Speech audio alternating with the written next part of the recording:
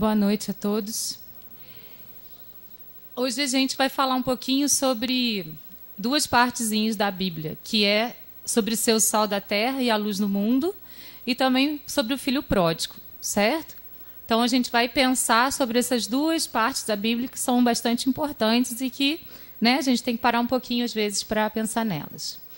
Então lá no Livro dos Espíritos, a questão 843 pergunta: o homem tem livre-arbítrio nos seus atos?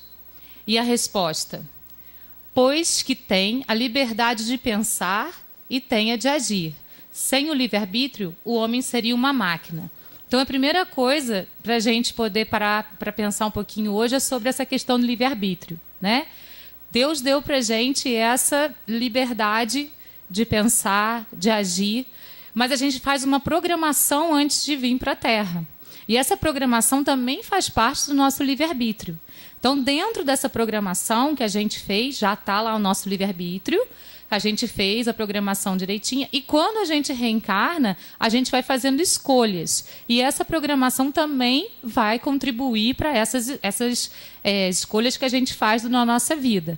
Muitas podem melhorar, muitas escolhas que a gente faz podem melhorar a nossa programação, muitas podem também fazer com que ela fique mais difícil, mas tudo faz parte de uma escolha nossa nessa vida e antes da gente reencarnar. Então, não adianta a gente jogar a culpa no destino, jogar a culpa em determinadas coisas, também não precisa se culpar, mas só ter consciência de que tudo é fruto daquilo que a gente escolhe na vida, certo? Isso é muito importante. Então, aqui ele fala, né? A vida não é uma questão de destino, é uma questão de decisões, não é algo que se espera, é algo que se busca. Então, está tudo dentro da questão das nossas escolhas. Então, vamos refletir um pouquinho sobre a parábola do filho pródigo, né? A gente tem, vamos relembrar essa parábola.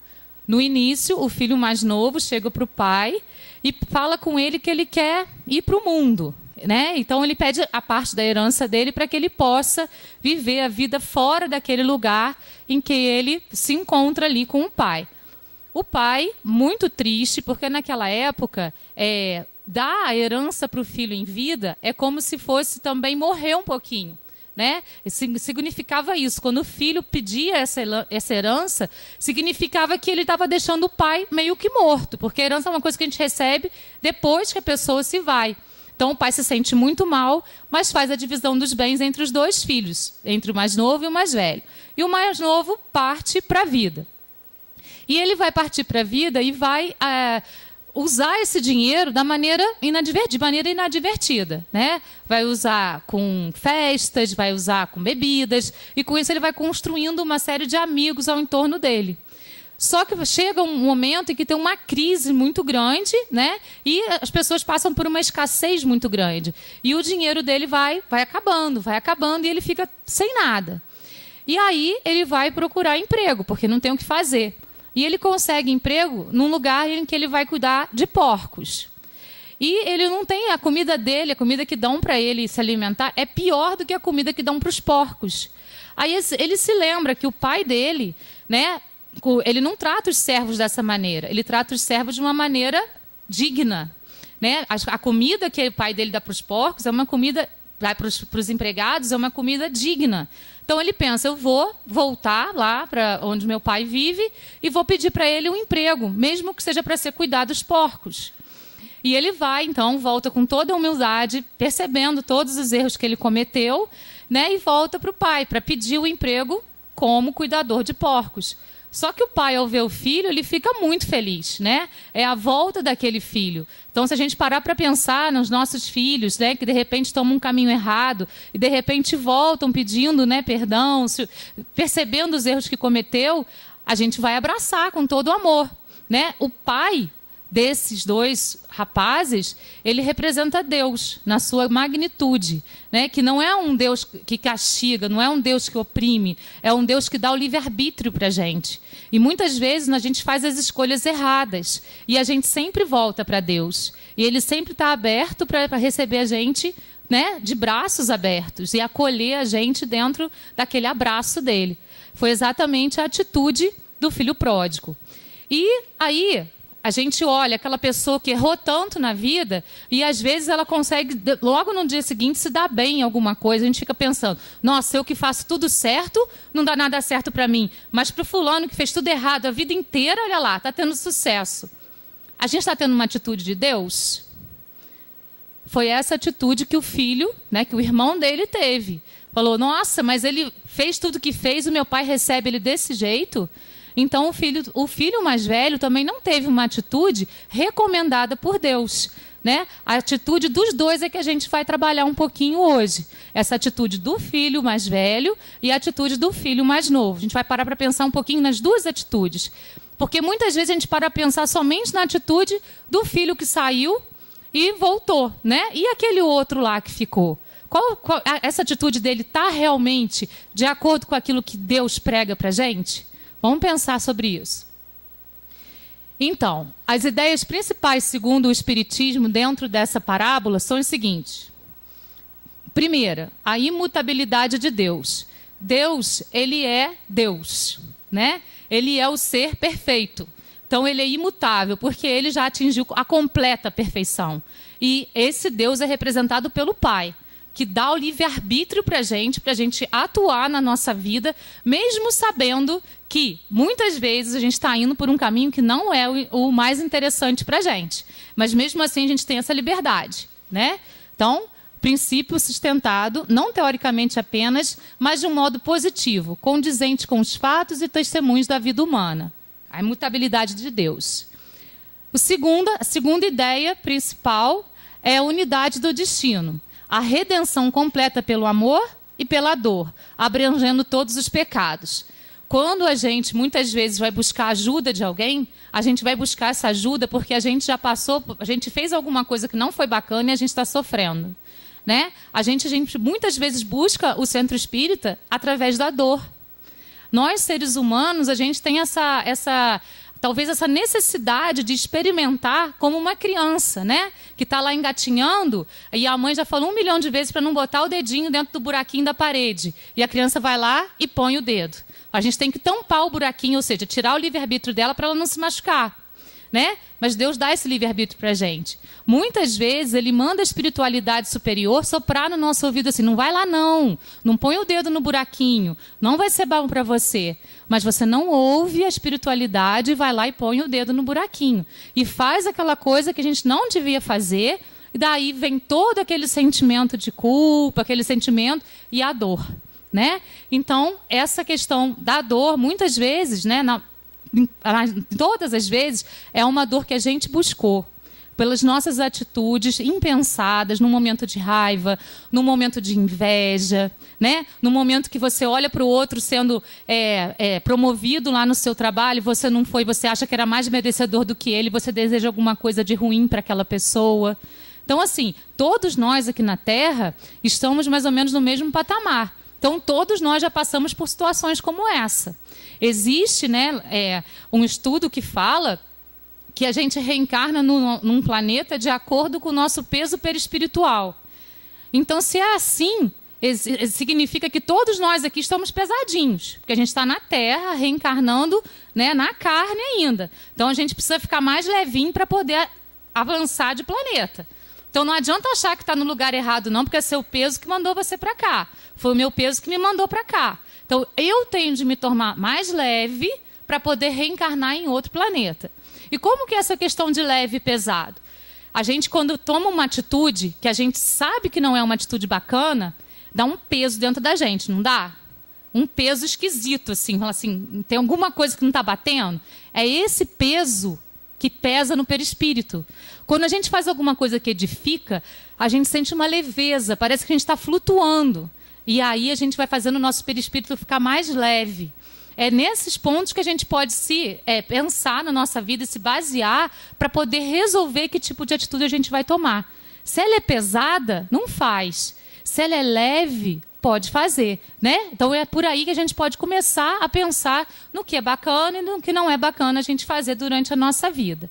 Então, o destino, não, na verdade, ele não existe, né? Existe uma programação que a gente faz antes de reencarnar e existem as escolhas que a gente vai assumindo durante essa encarnação e vai levando a gente para esse caminho ou para aquele caminho.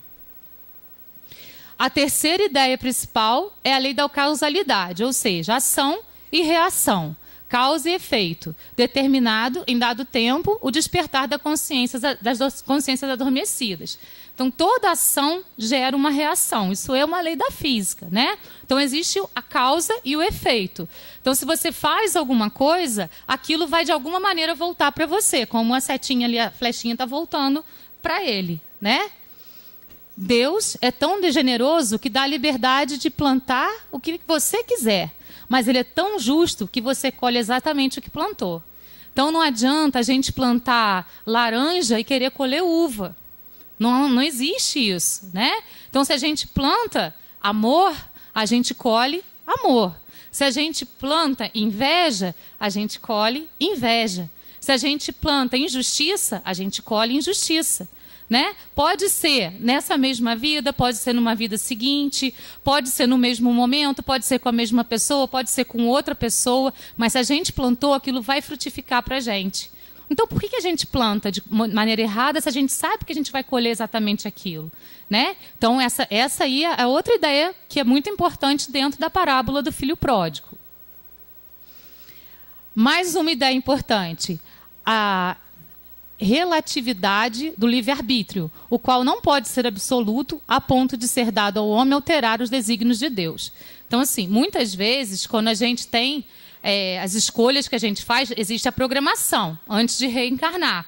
Então, aquela programação também já define determinadas coisas com a nossa aprovação antes de reencarnar. Então, às vezes a gente fala assim, não, mas não é bem assim, o livre-arbítrio não é tão grande assim, porque não é tudo da minha escolha. Muitas vezes é sim, antes de você reencarnar. Então, é essa relatividade que ele está falando aí, porque existe a programação que você faz antes de reencarnar também. Então, o filho sai de casa, vai fazer o que quer, mas retorna para o mesmo lugar. E o outro tem um olhar negativo para essa situação.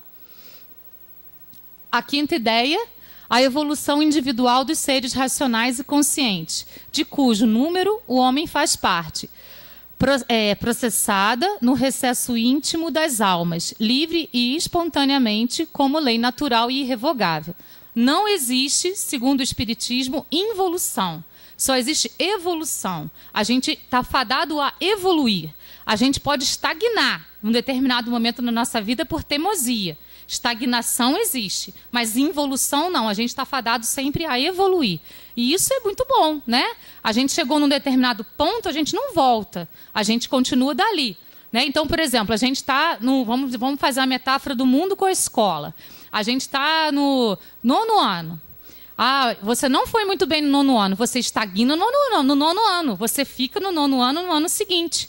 Né? Você não retrocede para o 8º ano. Você fica no 9º ano, estagnado ali. Isso pode acontecer. Mas se a gente for muito bem em todas as matérias, né? Inveja, orgulho, ódio, ressentimento, se a gente for diminuindo essas coisas dentro do nosso coração e colocando no lugar amor, paciência, benevolência, compaixão, quanto mais esses outros sentimentos crescem, mais a gente vai evoluindo de série, mais a gente vai passando de série. Mas se a gente não evolui, a gente estagna na mesma série. Certo? Então, a gente está fadado à evolução. Então, vamos pensar um pouquinho, vamos refletir um pouquinho sobre as atitudes do filho mais velho. Né? Quais as atitudes que ele teve? Ele foi super egoísta, porque ele pensou só nele, não pensou no irmão, em tudo que o irmão passou, né? Em todas as dificuldades que levou o irmão a poder voltar humilhado do jeito que ele voltou. Ele foi orgulhoso, né? Porque ele não teve a capacidade de pensar além dele, ele pensou somente nele, em tudo que ele fez, mas não em tudo que o irmão passou. Ele teve inveja do irmão pelo carinho que o pai teve quando o irmão voltou. Ele teve ódio, né? E ele teve ele viu somente os interesses pessoais dele. Ele não foi além dos interesses pessoais. Vamos pensar em cada um desses pontos: egoísmo, orgulho, inveja, ódio, interesse pessoal. Saramago tem uma frase que fala assim: o egoísmo pessoal, o comodismo, a falta de generosidade, as pequenas cobardias, né, no português de Portugal, significa falta de coragem, né? As pequenas cobardias do cotidiano, tudo isso contribui para essa perniciosa forma de cegueira mental, que consiste em estar no mundo e não ver o mundo, ou só ver dele o que, em cada momento, for suscetível de servir aos nossos interesses. Cada um vê aquilo que quer, cada um percebe aquilo que quer. Né? E nisso consiste a cegueira. A gente muitas vezes não vai além daquilo, porque até aqui me interessa, daqui para frente não me interessa mais. Então me interessa a atitude do meu irmão até aqui. Isso aqui para cá não me interessa, porque aí vai me prejudicar. Então o que me prejudica não me interessa. Isso é uma atitude que a gente tem na vida, né? Da gente ver somente aquilo que interessa a nós. E isso vem do egoísmo, vem do ego, né? O ego faz com que a gente olhe somente para a gente mesmo. A gente pode pensar na questão do ego e do eu. O ego é aquilo que faz a gente olhar somente para a gente, para os nossos interesses. O eu é aquilo que vem do nosso mais profundo. Está lá no reino de Deus, onde Deus habita dentro de nós. E o eu é lá onde tem as mensagens mais importantes para a gente. Tudo que vem de fora, né, não interessa tanto. A gente pode utilizar como aprendizado, como tudo isso, fazendo reflexões daquilo que vem de fora. Os sentimentos ruins que vêm de fora, a gente precisa filtrar e transformar eles num sentimento bom para a gente e para o próximo. Porque senão a gente vai estar sempre olhando para o nosso próprio umbigo. A gente vai estar sendo egoísta, né?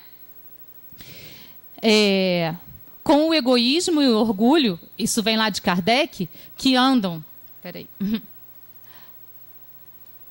Eu acho que está passando sozinho, não lembro.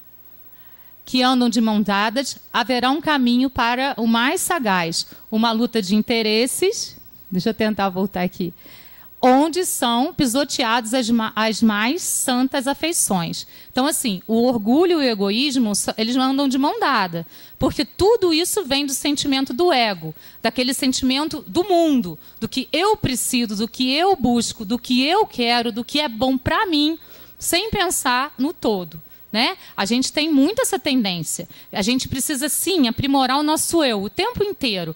A nossa maior missão é aprimorar o nosso eu. Mas isso não significa que a gente tem que dar margem para esse ego, para essas coisas que vêm de fora do nosso eu. A gente precisa aprimorar as coisas divinas que estão dentro da gente. Aprimorar. E esses sentimentos, orgulho, egoísmo, são todos esses sentimentos que vêm do mundo, que vêm de fora, e a gente precisa, então, filtrar isso aí, para poder, então, evoluir.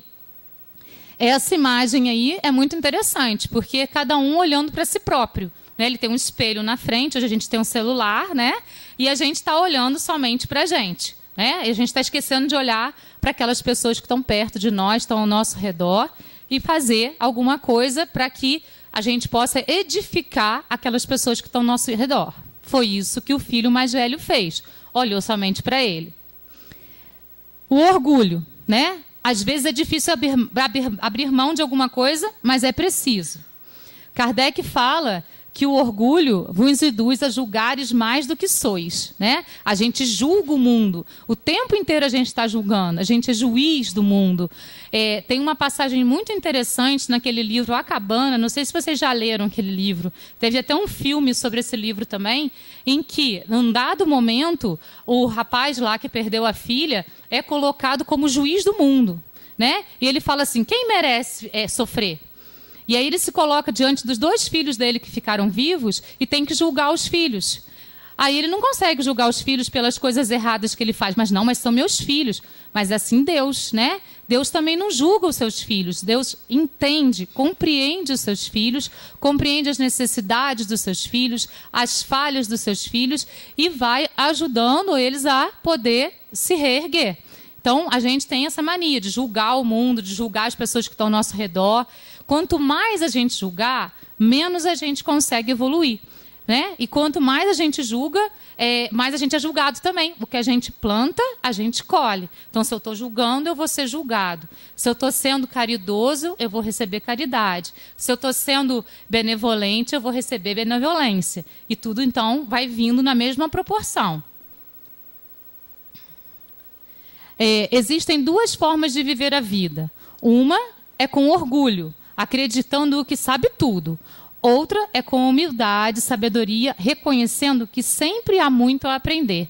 A gente está na Terra, né? Um planeta de provas e expiações. Um planeta ainda muito rudimentar. A gente precisa aqui na Terra da matéria bruta para poder viver. Então, a gente não sabe tudo.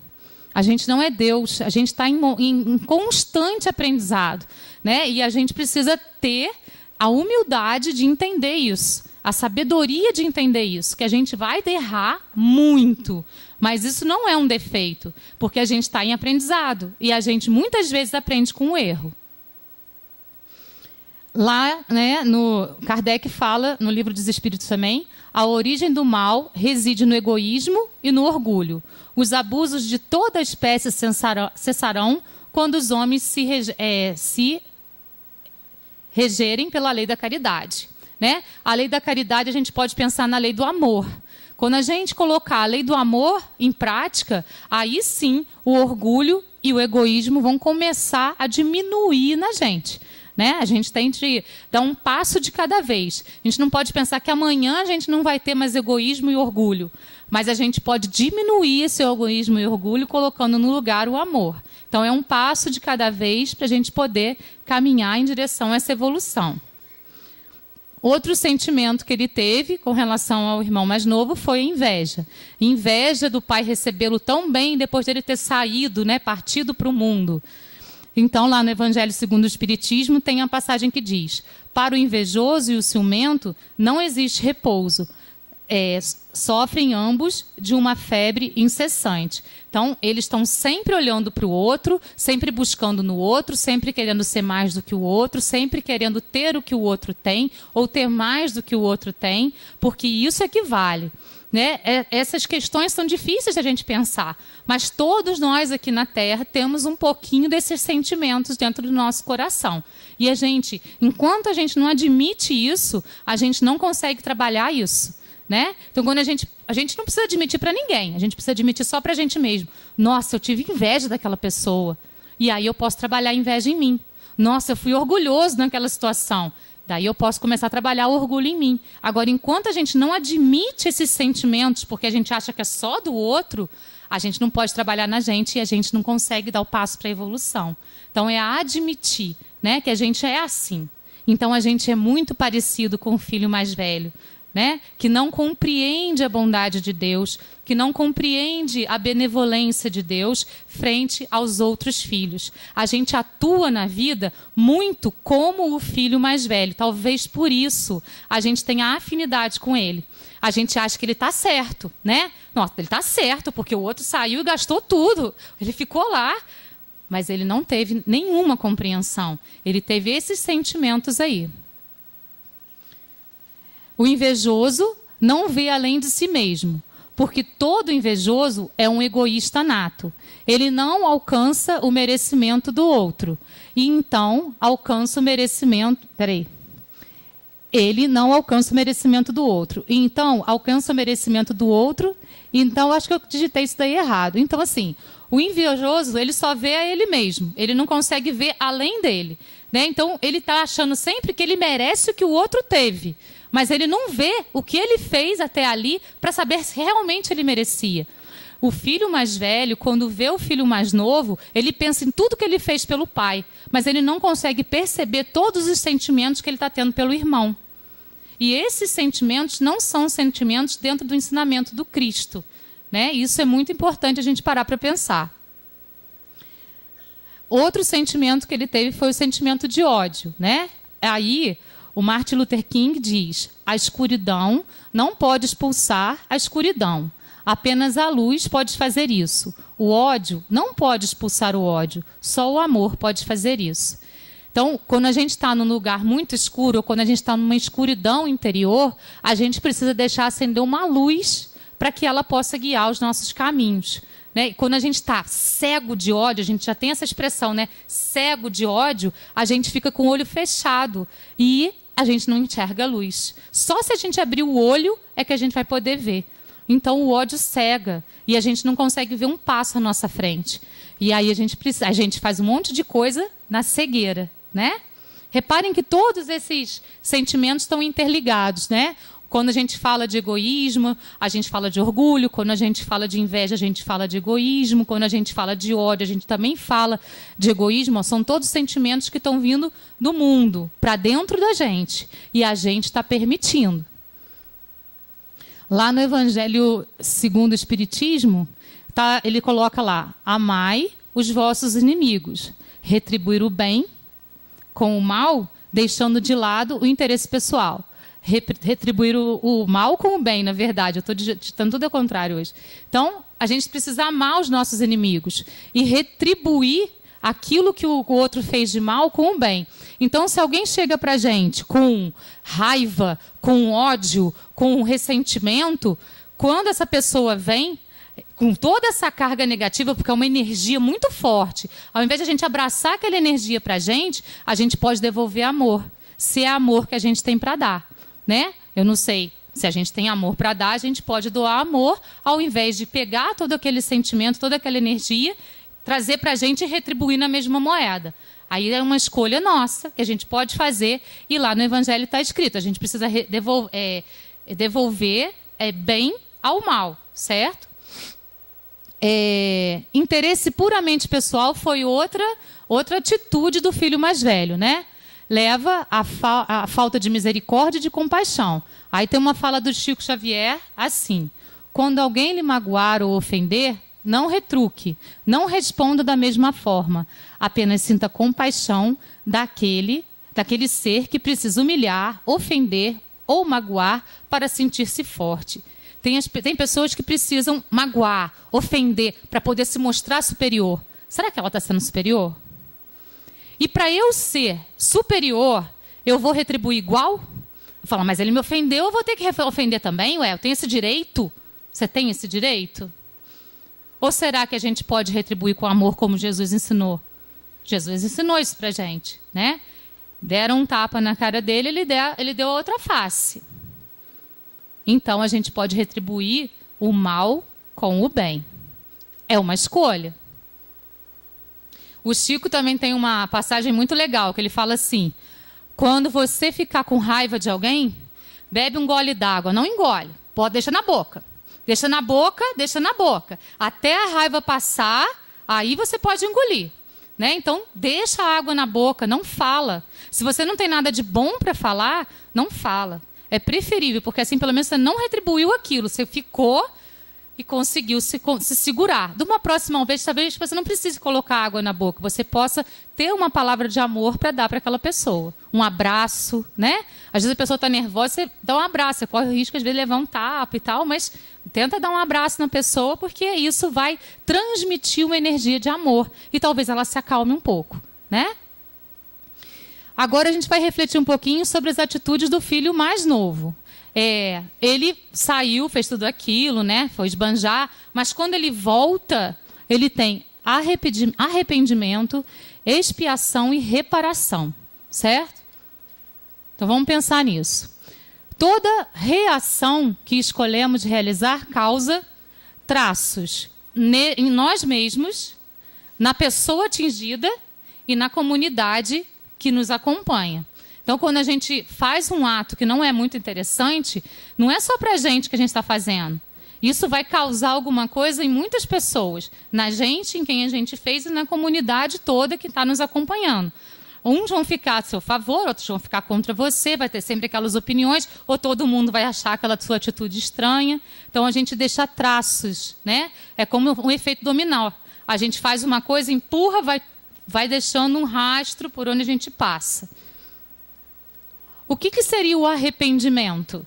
O arrependimento é uma palavra de origem grega que significa conversão, né? A gente muitas vezes traz uma percepção de arrependimento como se você tivesse que se humilhar muito, como se você tivesse que chorar muito, como se você tivesse que se entrar em sofrimento. O arrependimento não é isso, né? Na origem da palavra, ele mostra que é uma conversão, tanto espiritual como intelectual. A mudança de direção, a mudança de mente, mudança de atitude, de temperamento, de caráter, de trabalho, geralmente conotando uma evolução. Então, quando a gente se arrepende verdadeiramente, a gente muda de atitude, a gente reconhece os nossos erros e a gente tem uma postura nova frente à vida, né? Isso é o arrependimento verdadeiro. Não é ficar se humilhando, se penitenciando, nada disso. Deus não criou nenhum de nós para o sofrimento. Ele criou todos nós para a felicidade e para a perfeição. Né? Jesus disse para a gente, sedes perfeitos. Mas ele não quer que a gente seja perfeito assim, ele sabe que a gente não tem condição. Mas ele pede para que a gente busque a perfeição. O que é isso? A evolução. Né? Então, a cada vez que a gente se aprimora, a gente vai dando um passo em direção da nossa evolução. E a gente vai se aperfeiçoando e a gente vai dando um passo em direção à perfeição. Então, é passo a passo. Ele sabe que a gente está engatinhando aqui na Terra ainda, nesse processo. Né? Mas cada passinho que a gente dá, ele fica muito feliz, porque é uma criatura dele indo em direção à evolução. Quando a pessoa não consegue, ele também se entristece, né? Porque aquela criatura não conseguiu. Então, isso é um trabalho diário, a evolução. E o arrependimento é o primeiro passo. Se a gente viu que fez alguma coisa errada, reconheceu e mudou de atitude, a gente está tendo o verdadeiro arrependimento. Arrependimento é tomada de consciência sobre o que foi feito de errado e sobre o que deve ser corrigido. Então, assim, nossa, realmente eu fiz isso aqui de uma maneira completamente equivocada. Como eu vou poder fazer para melhorar? Às vezes, aquela situação você não pode mais fazer nada, já ficou tudo ruim. Mas dali para frente você não vai tomar mais aquele tipo de atitude. E aí você vai estar se melhorando. Né? É passo a passo. Mas você pode tentar consertar aquela situação também.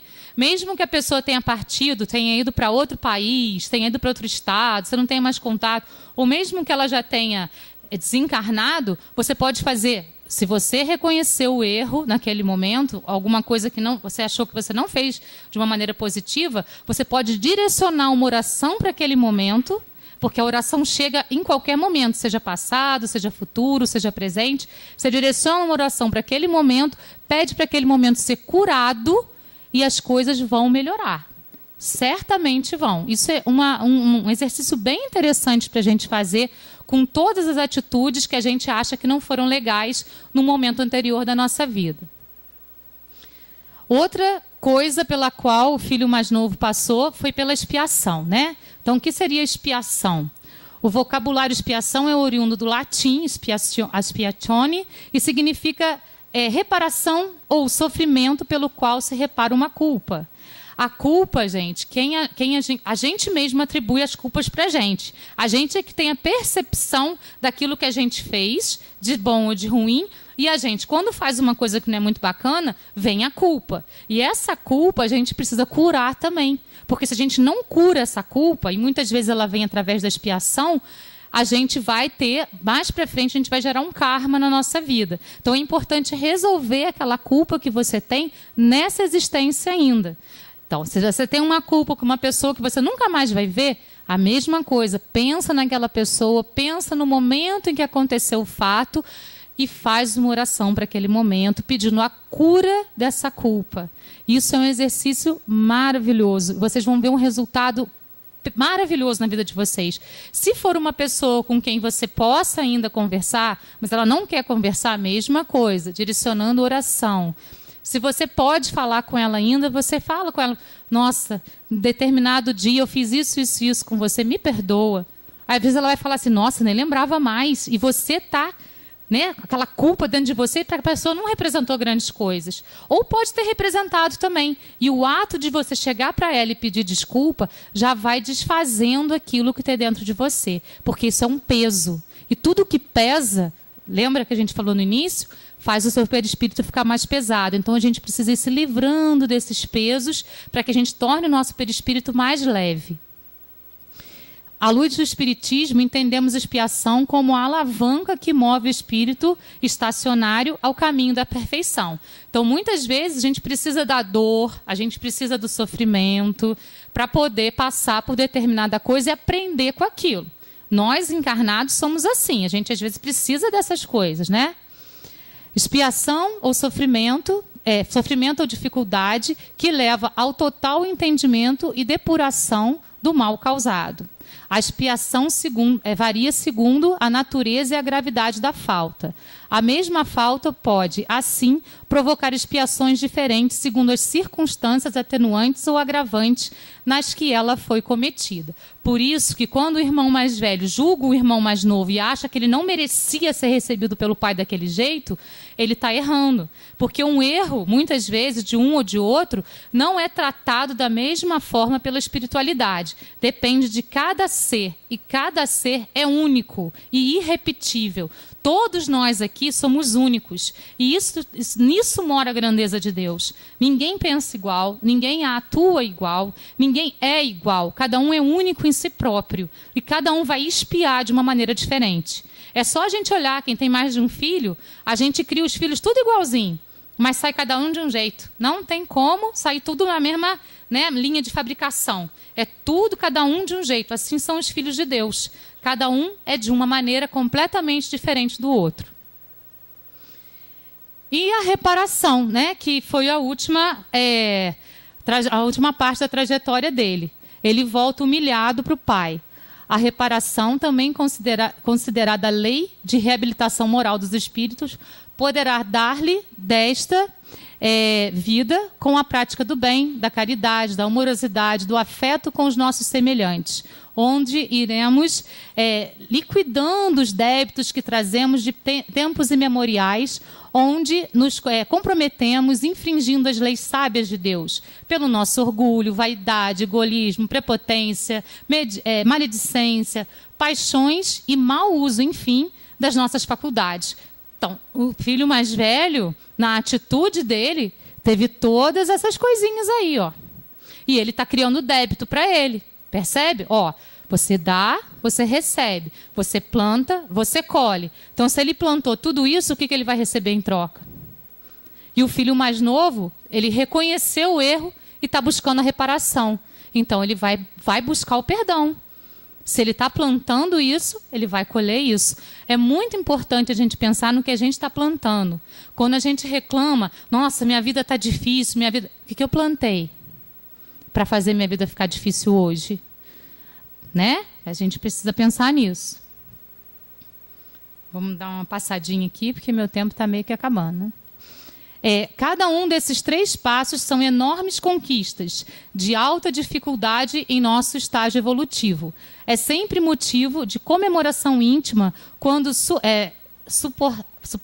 suportamos e vencemos alguma viciação própria. É uma superação. Então, como eu falei para vocês, é passo a passo. A gente não precisa ficar falando das nossas dificuldades para ninguém. A gente pode deixar isso com a gente mesmo. Mas a cada momento que a gente consegue dar um passinho, aquilo é uma felicidade tão grande para você, numa situação em que você antes era reativo, né? A pessoa vinha e você, pá! E, de repente, você passa pela mesma situação de novo e você consegue tratar aquilo com calma, com paciência e devolver uma palavra de caridade. É uma superação tão grande para você mesmo que você se vê tão feliz e a leveza do espírito fica muito grande. Então, é passo a passo mesmo.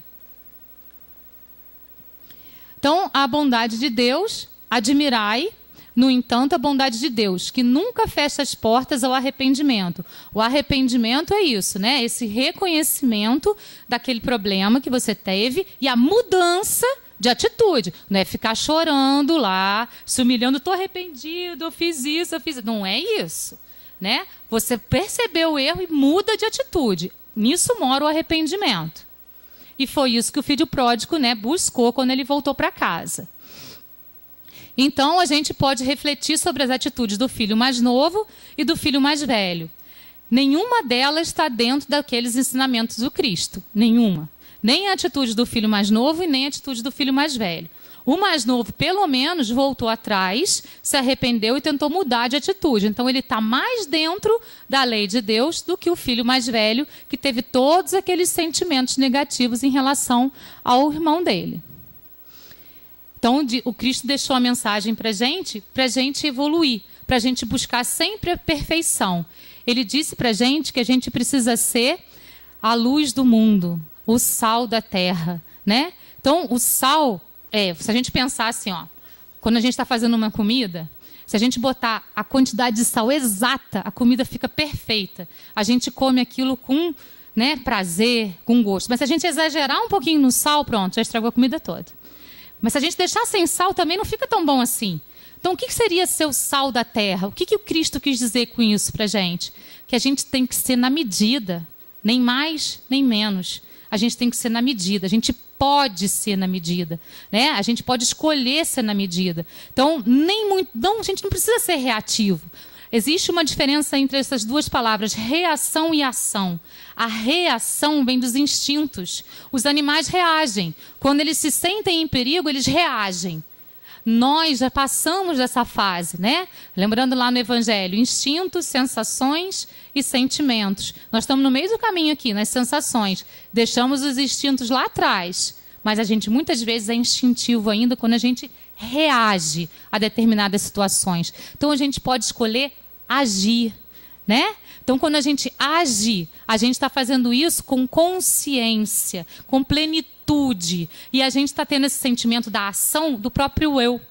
Então a gente pode escolher ser o sal da terra, né? Colocar lá na medida certa a palavra na hora certa, a ação na hora certa e não a reação, como o filho mais velho teve. Ele foi reativo, ele reagiu à atitude do pai que agiu em relação ao filho mais novo, né?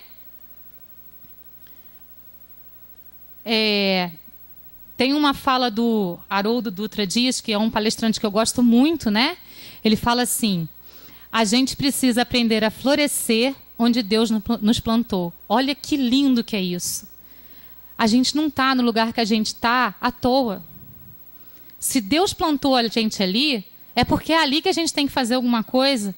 A gente não está à toa em lugar nenhum. A gente está ali porque a gente precisa estar ali e não existe erro. Ninguém nasce errado. Ninguém nasce na família errada. Ninguém nasce no lugar errado, no país errado, na cidade errada. A gente precisa aprender a florescer onde Deus nos plantou.